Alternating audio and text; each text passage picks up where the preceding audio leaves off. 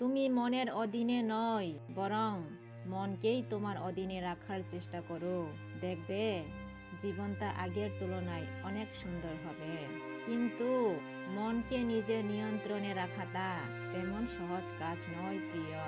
তবুও চেষ্টা তোমাকে চালিয়ে যেতে হবে, কেননা যেখানে মনে হবে আর সম্ভব না, সেখানেই আমাদেরকে খুঁজতে হবে সম্ভাবনা।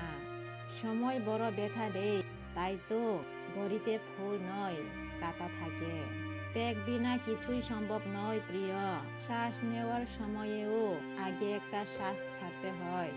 জীবন সহজ নয়, জীবনকে সহজ বানিয়ে নিতে হয়।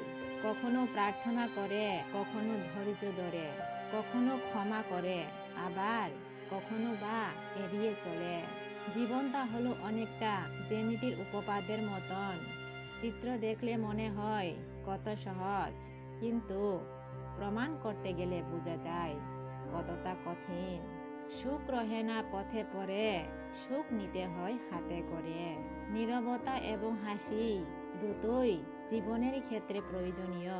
হাসি যেমন সমস্যা মেটাতে সাহায্য করে, নীরবতা সেই সমস্যাগুলোকে এড়িয়ে চলতে শেখায়। শিখতে হয় মাথা নিচু করে, আর বাঁচতে হয় মাথা উঁচু করে। নিজের ইচ্ছাগুলোকে স্বাধীনতা দাও, উঠতে দাও আকাশে। লোকের কথায় কান দিও না, সে তো রোজই ওড়ে বাতাসে। যার অনুভূতি সেই বুঝে, বাকিরা সব গল্প খুঁজে।